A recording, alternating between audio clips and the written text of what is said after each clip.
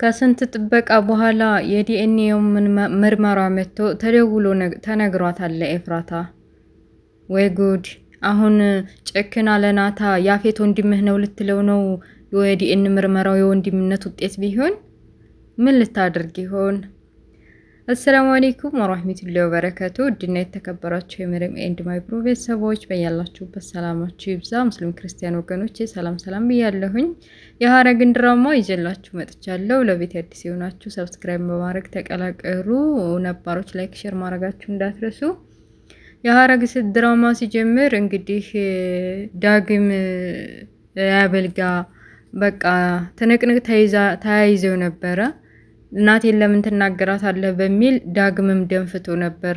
የእናት ነገር አላስችላት ብሎ ወይኔ ልጄ ከሰው ጋር ተጣላ ከዛ ካውሬ ጋር ብላ መንገዱን ትንፋሷ ቁርጥ እያለ ሄዲያ ከመካከላቸው ቁማ ተለያዩ፣ እንዳትጣሉ ወግድልኝ እያለች ቢኒያምን አባረዋለች። ገኒም አንተነ ደግሞ ልጄ ላይ የምትደርሰው ወይ በልከዝቅ ጥፋ ብላ ካጠገቧ ልጇን ይዛ ሄዳለች ጉሊቷ።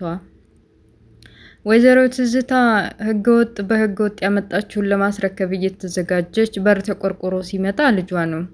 ልጇ አሁን እንዴት ምን ልትሰራ መጣ ምን እየሆንክ ነው ብላ የማይሆን ነገር ስትናገረው ጭራሽ አባቱ ላይ አንተ የማትረባ ልጅ እያለች አባቱን ስትሰድብበት ደንፍቷል። እንዴት አባቴ እንደዚህ ታደርጊያለሽ? እንዴት በመጥፎ ነገር ታነሻለሽ? ሁሉን ነገር ማላቅ ነው እንደሚመስልሽ? ህገወጥ ስራ እንደምትሰሪ፣ ኤክስፓየርድ የሆኑ ስራዎችን እያመጣሽ ለሌላ ሰው እንደምትሸጪ፣ ሴቶችንም ደግሞ እየሰበሰብሽ ለሌላ እንደምትሸጪ፣ በደንብ መጥፎ ስራ እንደምትሰሪ በደንብ ማላቅ ነው እንደሚመስልሽ ብሏታል። እሷ ይሄን ሁሉ ስራ ማንም አያውቅም ብላ ልጄ እንኳን አያውቅም ብላ አስባ ነበር። ይሄን ሲነግራት ድንግጥ አለች። ትልቁ ነገር ደግሞ አባቷ ማን እንደገደለው የማታውቀው፣ በተለይ ደግሞ ወንድሜ ነው አባቴን የገደለው ብላ የምታስበዋ ሴቷ ልጇ መንገድ ዳር በራፍ ላይ ተለግታ የሚሆነውን ነገር ሰምታለች። በቃ እናቴ ናት የገደለችው ማለት ነው። እስከዛ ድረስ ወንድሜ ነው ብዬ ሳስብ ጭራሽ አባቴን ያስገደለችው እናቴ ናት ብላ እቤት ገብታ አረፍ ለማለት ስታስብ ምንም ነገር ሳታሰማ አፋናፍና ተመልሳ ወደ ውጭ ወጥታለች። ጽዮንና ቤዚ በራሳቸው ሙድ እየተጫወቱ ነው። በተለይ ደግሞ ቤዚ ከስንት ዘመንና ጊዜ በኋላ ስለ ፍቅር ማውራቷና አዲስ ያገኘችው እንዴት ነው እያለች ቤዚ እያሳፈረቻት ነው። ቢሆንም ደህና ነው ልጁ። በቃ ማለቴ ስለምን እንደማወራሽ ታውቂያለሽ፣ ልጁ ተመችቶሻል ምናምን እያለች አነሳችባት። አረ ዝም በይ፣ ልጁ በጣም የሚያሳዝን ነው፣ ሲበዛ ደግ ነው። በዛ ላይ ደግሞ በጣም ህይወቱ የተወሳሰበ ነው። ቤተሰቦቹ ጋር ጥሩ ግንኙነት ያለው አይመስልም። ያው የሰው ልጅ በመንገድ ላይ ከላይ ስታዩ ደህና ይመስላል። ውስጥ ለውስጡ ግን ቀረብ ብለሽ ስታዩ በጣም ከባድ ነው እና በጣም ከባድ ላይፍ እንዳሳለፈ ያስታውቃል እያሉ ስበሳቸው የተጫወቱ ነው። በመካከላቸው ገብታ ነገራቸውን እንዳትሰማ ሎሊትን እላዋ ላይ በር ዘግተውባታል። ክፈቱልኝ ልግባና አብሬያችሁ ልሁን ብትላቸውም ጽዮን እዛው ሁኒ ብላ አባራታለች። ቢኒያም ያው ቶሎና ተብሎ ስልክ ትደውሎ ዳግም ስለነገረው እየከነፈ ወደ ገኒ ጉሊት የሚሸጥበት አካባቢ መጥቷል። ምን ተፈጥሮ ነው? ገኒም ቢሆን እያለቀሰች ነበር። ልጄ እስካሁን አልመጣችም፣ ይሄንን ጉሊት እኮ ይዤ ቁጭ የሚለው ልጄን ለማየት ነው እያለች ነበር። ዳግምን ቢሆን እኛን ሸውዴሽ እዚህ እንዲህ በጠራራ ፀሐይ በደንብ ሳይሻለሽ እንዴት ትመጫለሽ ብሏታል። እንዴት ትመጫለሽ በለዋ ላጣን ምን ቸግሮሽ ነው እስኪ አሁን እዚህ በጠራራ ቁጭ ብለሽ እንደዚህ የሚሽጪው እያለ እያባበሏት ነው። ገኒም እያለቀሰች ወዲ ብሷት በዚሁ መሃል ናታ መጣ። ናታ ዳግምና ቢኒያም የመሰላቸው ገኒ ጉልት የምትሸጠው የመሰላቸው ቸግሯት በቃ ገንዘብ አታ ምናምን መስሏቸዋል። እሷ ኤፍራታ በወጣይ በገባይ ቁጥር እንደ ልብ እንዲታያት ነው። ማንም አልተረዳትም። እናንተ ከወሬ ውጭ እና ከመለፍለፍ ውጭ ምንም አልተረዳችሁኝም። እኔ ለመሸጡ ብቻ አይደለም ገንዘብም ለማግኘት ብቻም አይደለም።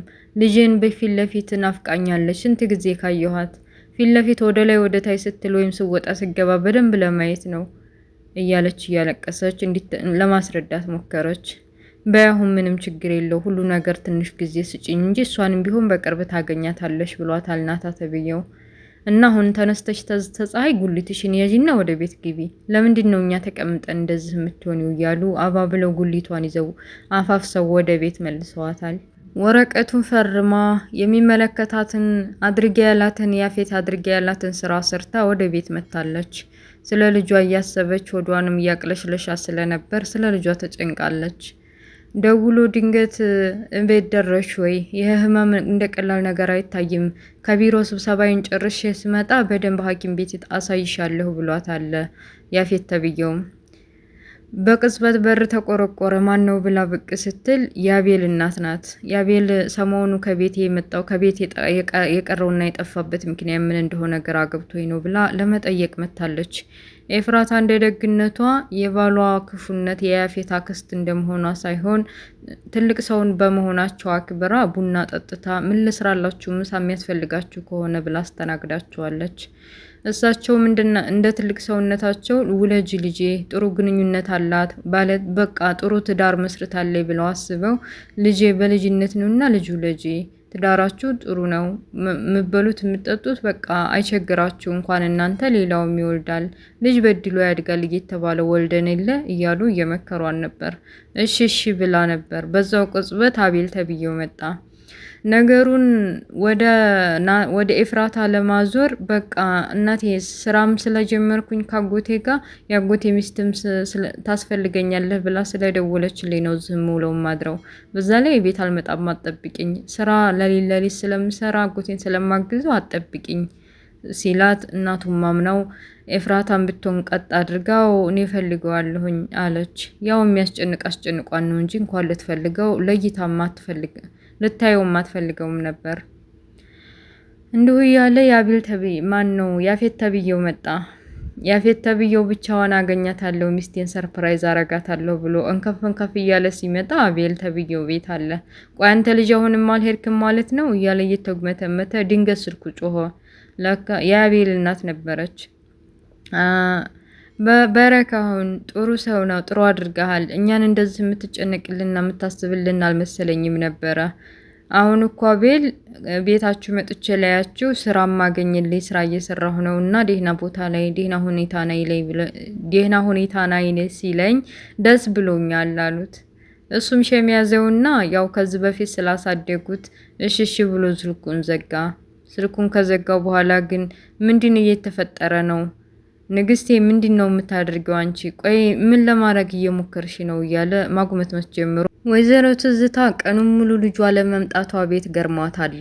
ልጅ መሆኗ ነው እያለች እየተንጎራደደች ለሹፌሩ ደውላ ጠይቀዋለች።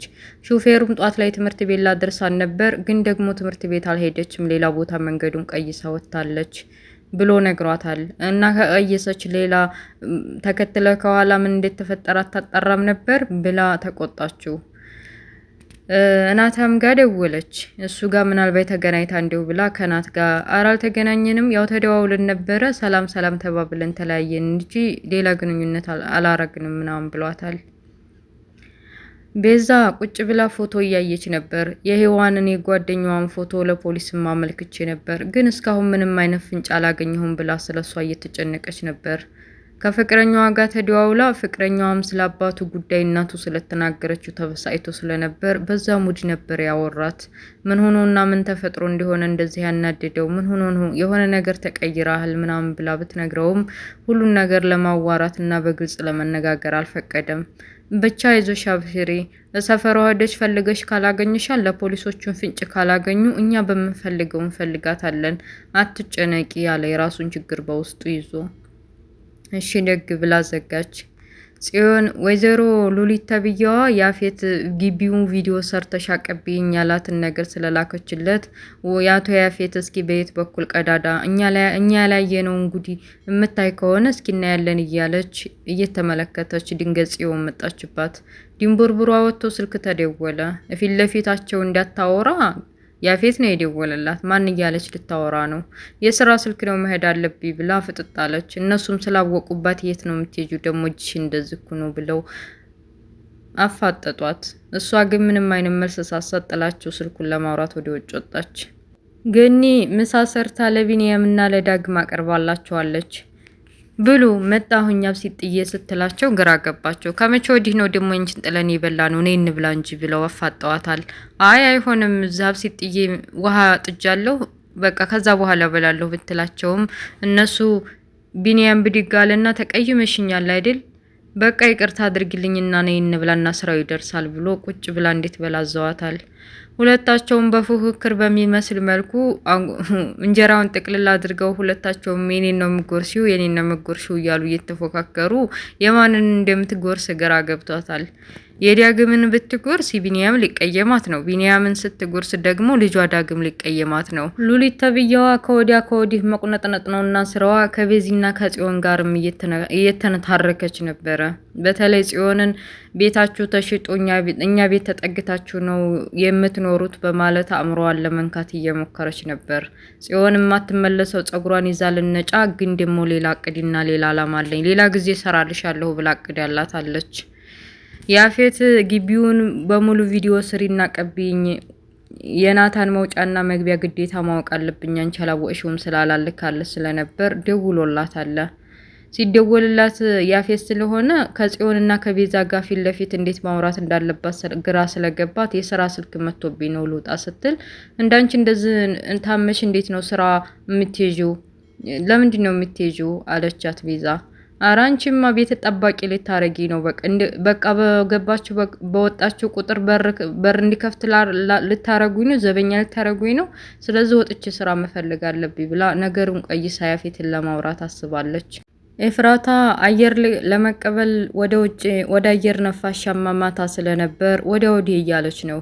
ድንገት ስልኳ ተደውሎ ደሞ ማን ነው እያለች ስልኳን አንስታ አሉ ስትል ዶክተር ነው። ይቅርታ ኤፍራታ የዲኤንኤ ምርመራው መጥቶልሻል ሲላት ድንግጥ አለች። ምን ልታደርግ ነው? የዲኤንኤ ምርመራውን ሂዳ ተቀብላ ያፌት የናታ ወንድም መሆኑን ስታቅ ምን ልታረግ ነው?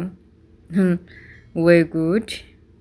እርግጠኛ ነኝ ያው አትናገርም። የሆዷን በሆዷ ይዛ ዝም ትላለች።